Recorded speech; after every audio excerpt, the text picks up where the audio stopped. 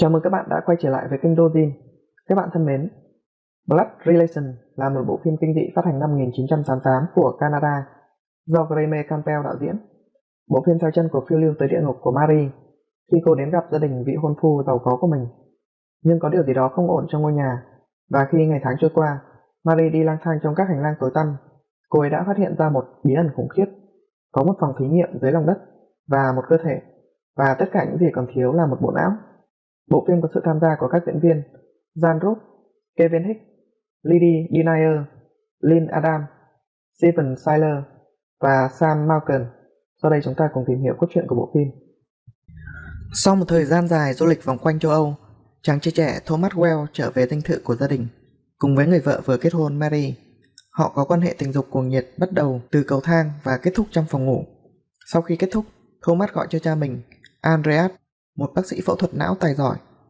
Andreas trở về nhà, nhưng khi anh đến nơi, anh thấy Mary đang khóc trên sàn nhà và phát hiện ra rằng con trai mình đã tự tử. Tuy nhiên đó thực sự là một trò đùa của Thomas. Andreas tát con trai mình và lên cơn đau tim, nhưng bình thường trở lại sau khi uống thuốc. Sau đó, họ có một cuộc họp gia đình với sự tham gia của một luật sư, Jack và bạn gái của anh ta, Sharon, để bàn về việc thừa kế số tiền 250 triệu đô la của Charlotte, ông nội của Thomas, người đang nằm trong bệnh viện và sắp chết. Marie và Thomas thấy rằng Sharon đang ngoại tình với Andreas lớn hơn nhiều tuổi, khiến họ cảm thấy vô cùng kinh tởm, nên đã lên kế hoạch để giết chết Andreas vì họ muốn có tất cả số tiền. Nhưng Andreas nghi ngờ họ và cố gắng khiến Mary thừa nhận điều đó. Mary được Andreas đưa cho một thứ gì đó và cô ấy bất tỉnh. Cô ấy có một trải nghiệm ảo giác khi Andreas làm tình với cô ấy, và khi Charlotte được đưa từ bệnh viện về nhà, anh ta bắt gặp Marie và nhận xét cô giống với đứa con gái đã chết đáng thương của ông ta. Ông cầu xin Marie ban cho ông một ân huệ, được ngắm nhìn cô khỏa thân trước khi chết, và Marie đồng ý. Vào một đêm nọ, Marie bị đánh thức bởi một tiếng thét. Cô lần theo âm thanh và tìm thấy Andreas trong một phòng mổ ở tầng hầm, lái những thanh thép vào hộp sọ của một cô gái. Còn mẹ của Thomas bị liệt nhưng vẫn còn sống, nằm trong góc nhìn tán thưởng. Cảm thấy điều gì đó có thể đe dọa bản thân, Marie chạy trốn và tìm đến sự bảo vệ của người quản gia hiền lành. Nhưng hóa ra anh ta cũng là một người đam mê phẫu thuật não.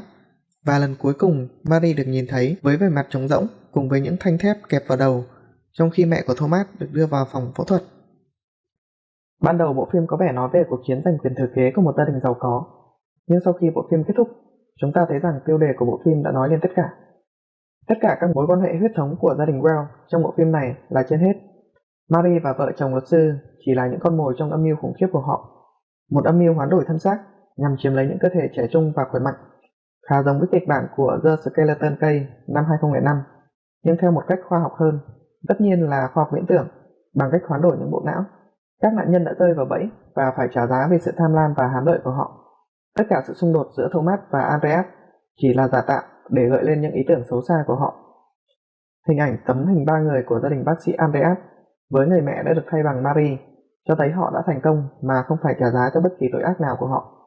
Đó là điều thực sự rất đáng ghét, bởi tôi luôn muốn xem những kẻ gây ra tội ác phải trả giá, nhưng đáng tiếc đây lại là một kiểu kết thúc rất phổ biến của dòng phim kinh dị. Đạo diễn Graeme Campbell với phong cách hoa mỹ quá đà đã kết hợp sự ghê rợn với sự khiêu dâm và sử dụng cách chụp ảnh đầy tâm trạng để tạo nên một hiệu quả tốt cho bộ phim kinh dị này. Các nhân vật của bộ phim khá thú vị. Kevin Hicks đóng vai nhân vật Thomas, có một chút liên kết yếu. Thomas là một đứa trẻ con nhà giàu, có tính cách thất thường và hơi lém lỉnh. Jan Roop rất xuất sắc trong vai Andreas và có vẻ rất vui khi đóng vai bác sĩ giải phẫu thần kinh lập dị. Lydie Denier tuyệt đẹp và hoàn hảo trong vai Marie. Nhân vật của cô bị lạm dụng khá nhiều và bị đánh thuốc mê nhiều lần. Cách truyền tải lời thoại của cô ấy là dễ dàng và bình thường. Chúng ta biết cô ấy rất tham lam, nhưng cô ấy vẫn tỏ ra khá dễ mến, trong khi Lynn Adam cũng tỏ ra rất quyến rũ và hấp dẫn trong vai Sharon. Ngay cả Stephen Tyler, người viết kịch bản, cũng đảm nhận một vai mở ám. Anh ấy đóng vai một luật sư trẻ xấu số, người được cho là hữu ích hơn với tư cách một tử thi hơn là một cố vấn. Mặc dù Ray Watson chỉ có một vai nhỏ, nhưng ông cũng rất đáng nhớ với vai trò ông ngoại. Ok, cảm ơn các bạn đã theo dõi. Tạm biệt và hẹn gặp lại các bạn trong các video tiếp theo.